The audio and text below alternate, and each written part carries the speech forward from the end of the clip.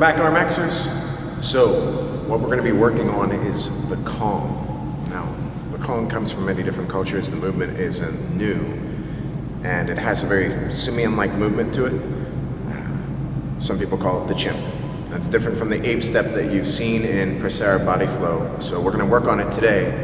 There are some unique aspects of this flow that I've put together for you. You can use it as a dynamic warm-up, an athletic warm-up, especially for the ventral and dorsal strength of being able to move through the full anterior chain and being able to develop decelerating strength to brace using core activation so that you stop on a dime and be able to keep the shoulders in a closed pack position. Much more effective than a conventional push-up. This will allow you to learn how to pull with the arms so that you're pulling down to the core while packing the shoulders into the closed pack position. So when you see the repetition, you can do this as a single exercise that's cyclical. You can do it for repetition on distance, for speed, for weight with a weight vest. But let's focus on technique first. When you first see people do it, you'll see them do a Bronco, and I'll show you the difference between the Bronco, which is back and forth, and the Kong, which is diving out, gripping the ground before your legs hit, pulling down with the hands to place your feet flat foot.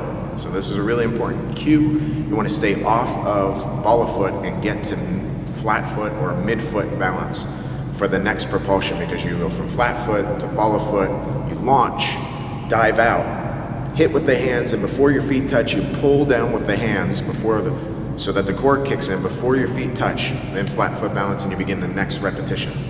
So I'll give you a repetition cycle of going through one lap of the Kong, and then we'll look at the particulars.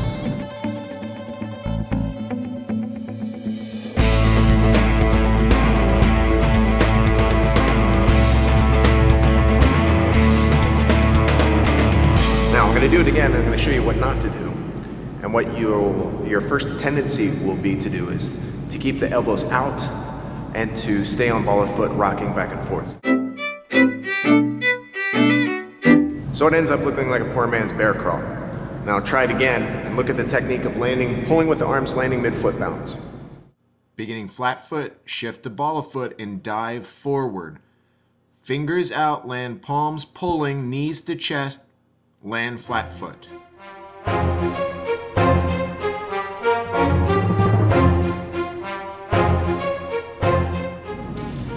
Now going through the full flow that I've created is rather unique because of the intelligent design of the flow. When you go through the Kong flow or the chimp flow,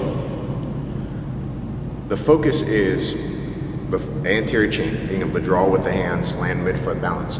But because of all of that forward hip flexion, because of pitching the hips forward and not having full hip extension, it needs to be balanced out with a functional opposite. Programmed into the chimp flow is a hip extension coming into the worm. So you'll see chimp, chimp, stick it. In order to stick it in crow, you're really going to have to practice, and I would suggest that you have a mat down in front of your face. Keep your chin tucked down so that if you do hit, you'll at least hit with the top of your head. The top of your head being here rather than here. Land with the middle of your head rather than compressing your spine. We can work on the crow pose later, and that'll take some time for you to be able to develop the stabilizing strength. The best technique that you could use is to exhale and contract your core as tightly as possible, keeping the elbows in so that you can land with your thighs on the outsides of your triceps. Keep the elbows locked if possible. If you can't lock the elbows, then work on pressing until you can lock the elbows. There's technical development there as you refine the skill.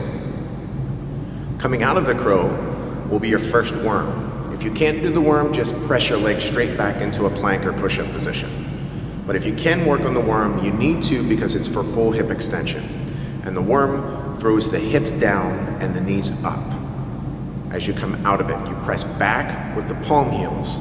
Drive your knees toward the sky, your hips down, so that you can get that round contour into the ground. You'll tadpole out of it, knees come to the side, heels rotate down so that you come back to a flat foot stance. And I'll demonstrate it. Once you're in it, You'll hit 2 more chimps, chimp forward, crow. And you can repeat that. Or you can go on to the second level. In the second level, as soon as you come out of the tadpole, you'll fall back, sliding both arms straight out backwards. Go to do a shoulder roll over one shoulder, not over your head. Move your head out of the way. Knees go back, hips go forward in order to elevate your spine. Get full hip extension so that you roll down the chest to the hips, to the thighs, and then come back to a flat foot squat with a little pop. That'll take some practice. That will take some practice. You can start with just rolling over, pushing into an upward facing dog, and doing a tadpole out of it. But I'll give you the full technique, and then practice the Kong, practice the chimp. As you develop that, you can move into the full flow. Start with level 1. I'll give you level 1 first, then we'll do level 2, and I'll give you some regressions to work on.